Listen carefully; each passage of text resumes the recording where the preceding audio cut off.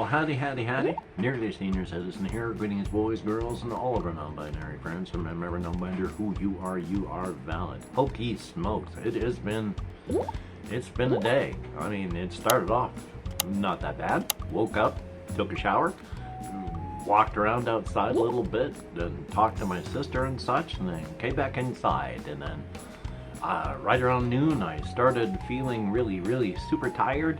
Set my Fallout New Vegas video to rendering, lay down until 2 o'clock, and when I got up, the video had stopped rendering at 10 minutes left. So I started it again.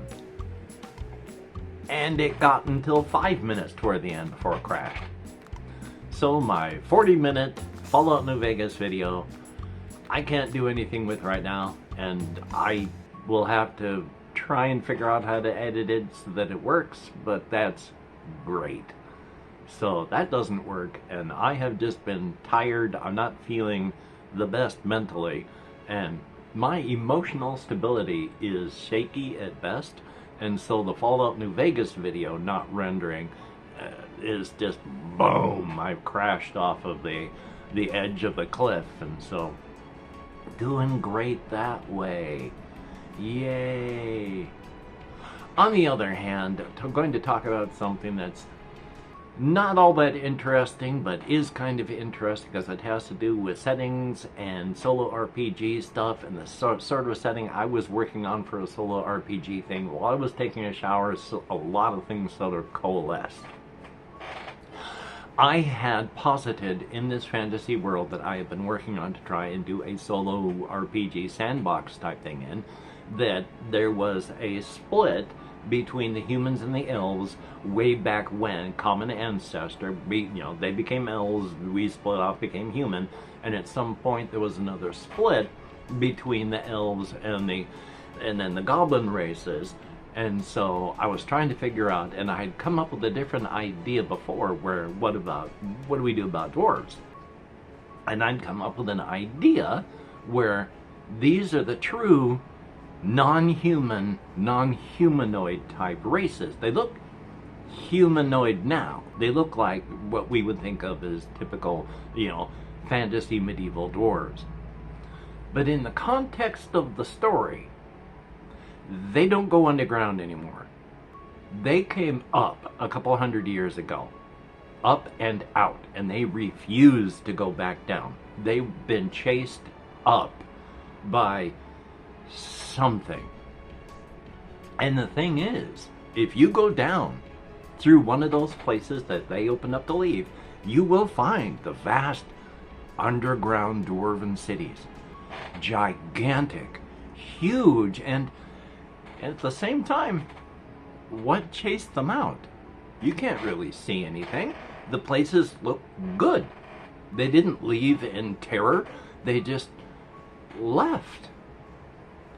But the longer you stay down there, well, at the end of the first day, if you're just a normal person and you go down there and you're trying to take a look, the end of that first day, you're going to be seeing things right at the corner of your vision. You'll see movement, and then when you turn your head, there's nothing there. Or a little spark of light off in the darkness where there shouldn't be light. And when you look, there's nothing there. But that's happening like every 15 minutes you see something shift. And you can't just ignore it, because what if it is something? And we have, and presumably the creatures of this world, the same way, we have figured out on our world that if we ignore stuff like that, we die. Because that sort of movement could be something going, oh, he doesn't see me coming, I'm going to eat him. And then your kids you don't have kids. And then somebody else who pays attention to stuff like that does have kids. And so in the end, here, we don't ignore stuff like that because, number one, it's a good way to get hit by a car or whacked by a mountain lion. Something. The world is dangerous. You can't just ignore stuff. But there's all this constant stuff wearing you down from that point on. When you're underground, you will be having that. In the ancient dwarven cities, at the end of 2 days after that, you start hearing things. Except it's not hearing things. It's just that, like, if you're walking along and then you come to a stop, you might have your own feet go slap, slap, slap, and then you've stopped and you're looking around. But you'll hear your feet go slap, slap, slap, and then you'll hear slap. I was like, wait a minute. What else is walking around here? And why did they stop? And so you've got to go look. Because again, if you ignore it, what if it's something you shouldn't ignore? And then you're going to, well, be in something's belly. So you got to get up and examine it. Or you're in your room, in your house, and you're all by yourself. Just got a couple of rooms in your little home.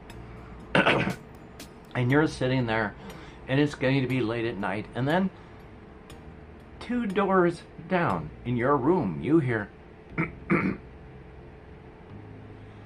but you're alone. There's not supposed to be anybody else in that house with you, but you just heard somebody clear their throat.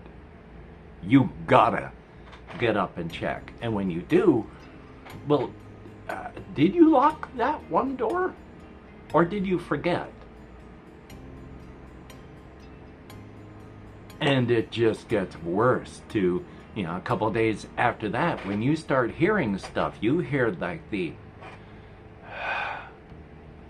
just over your shoulder. And all of these add up so that you're not seeing anything directly, but you can't sleep and you are going paranoid because, yeah, normally you set your stuff here, but now you found it on the ground next to the chair. Sure, you could have set it next to the chair. I mean, you might have done that. It's possible. But you've never set it by the chair yet. You've always set it there. And now it's there. Sure, you could have put it there. You could have. You never have. But you could have. People don't stay in these dwarven cities for very, very long at all. And the dwarves refuse to go underground. And to make it worse, you will find things like those people who want to study this phenomenon. Like an individual will say, I'm going to go down there, and then they come up and they check in every single day. And then on the 7th day when they're down there, they don't come up. And on the morning of the 8th when they haven't come up, people go down to check. And they do find the person, only they're not alive. They took a razor and except from where they're slumped on the table, slumped forward onto a table in their chair, the razor is folded shut. But who would have had time to, after doing this, to carefully fold it shut and then set it down on the table? And not only that, the handle of the thing is smeared, where the handle was held, and there's blood on it. And neither of the person's hands has blood on them. So it's very strange, and people don't go down there, except, I figure, there's about 2% of the population who happen to be those who end up being murder hobos, PC adventurers, and they can. You can't go long, and you can't go far, but you can. It takes about a month before it starts becoming intolerable.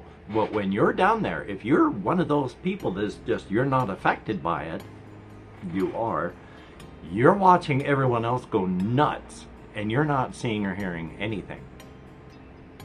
The longer you're down there, the more, yeah, you set this stuff over here all the time. Now it's over here. You just heard something behind you. You're reaching for your sword. What the? I never put it over here. How? And so it does start to happen. And you do see creatures and monsters that others aren't reporting.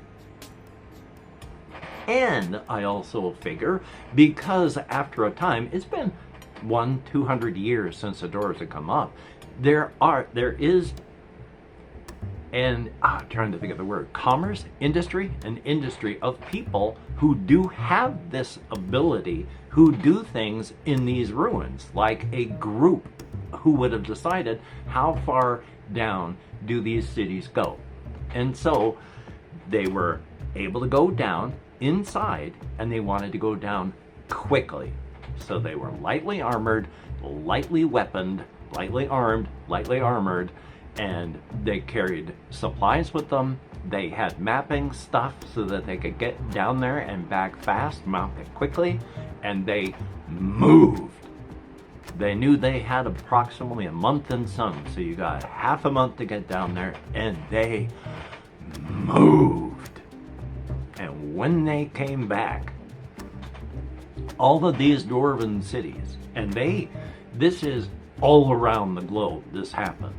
Every place that there is places that you can go where they've had merchants and travelers that can get news, there's dwarves that came up because they're not going to go down there anymore. Something chased them up worldwide. But on this expedition down and back up, as they went deeper, architecture changed, passages changed, things changed, becoming more alien, bizarre, and non-human. They never stopped going down. The travelers who were scouting eventually had to turn around and come back because it was just too hot, too oppressive, and it was getting to the point that they wouldn't be quite back up before things started getting crazy, but it still went down.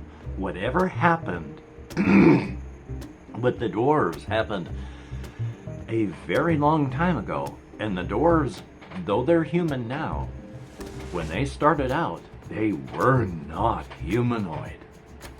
Very alien. They started off something deep in the very dense, very hot areas.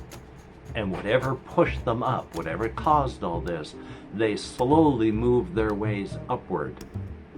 And just like normal evolutionary pressures, you either can adapt and have more children who can more easily survive in that area, or you don't. For all of the dwarves that made it up here, there must have been billions of them down below that didn't make the journey upward as they were pushed. Again, didn't make the journey as in this took hundreds of thousands of years for them to be pushed upward as they changed from the evolutionary pressures of having to go from hot and dense to not so. And so they are the end results of all those evolutionary pressures, and there are these vast, gigantic cities where most people can't go down there, and those that can only go there for a time, but they are very, very amazing places, and there is a big industry on those going in to get stuff to bring it out. So I figured that's going on in the world, which also going on and thinking was like, this could be its own dungeon crawling setting in its own. Just like Alex T has like Kern the Fallis with these vast underground necropolises that never end, this could be a, hey, you get money by going down into these places where people can't go normally. And there's the dungeon generation as you're going down into these bizarre, increasingly bizarre, the more levels down you go, dwarven cities. So, hey, I think that's turned into the upper setting I really like, the overworld, and now the dungeon little parts of this. Now, the thing is, too, the dwarven cities are different from everything else. Because in this setting, if you mine and do things normally, you can go to a certain level. Like if you're just mining, people have found out through trial and error. If you are just mining, you can mine to almost any depth. As long as it's just mining. You're not scouting, you're not housing any individuals. The moment that, who knows what makes the determinant, is it intent? The minute that something goes from being a mine to something more than a mine, you got to give it up. These effects start and they start moving upward, and you got to abandon the place. So you can mine, as long as you are moving your miners up and out and it's purely for mining. You start reporting stuff up here so that they can map it for other reasons than mining, and that place has to be abandoned. And people can build outskirts forts and bunkers and all sorts of things that go downward to a certain level. And it seems to be a sort of a wavering level, which even if you're on an area that's like this, there's still micro things like that. So it's not really safe to go too deep. But you can dig and build underground. And in fact, some of these mines, when they have and find dwarves who do not have that will not go underground thing going, they make a lot of money helping to sink and keep these mines going. They just got to make sure everyone's up and out and intent is to mine only, because otherwise, woo, everyone's got to go.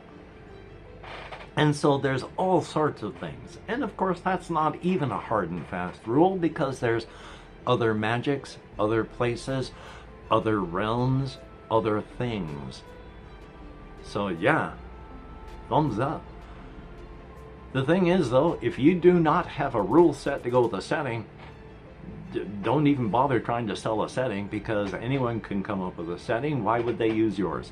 If you can't come up with a rule set to go with a setting to make it a compelling thing for that, like, oh, Current of Thalos, or Four Against Darkness, or D100 Dungeon, it's like, I mean, they don't have settings, but they have systems.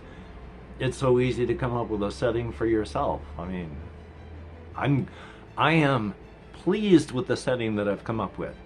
I am pleased with this whole dwarf thing and trying to figure out what's going on and what this force is, and people trying to figure out how they can dig down into it as an intellectual exercise, and not even possible setting for solo RPG sandbox adventuring. I think it's awesome. I think it's mega awesome. And I'm glad to share it with people. Yay! And hopefully, if you've watched this far, you enjoy me sharing stuff like this too. Otherwise, I've made for some very, very, very boring videos. Well, son of a gun, it is 3:48. I gotta get this done. I don't know what I'm gonna be able to do about the Fallout New Vegas video, unless I try cutting it into, I think I mentioned in the community notes thing about cutting it down into 10-minute chunks and then uploading those. So we shall see. To each and every one of my Patreon patrons, thumbs up, thank you, it is appreciated. I've gone from being a badly hurting monkey to just a hurting monkey. I used to be a Christmas monkey getting hosed on the daily.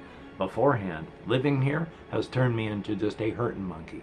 Thumbs up and thank you. Even though I don't have names up, and my, as you notice, I've been waving my arm around, doing pretty good today this way.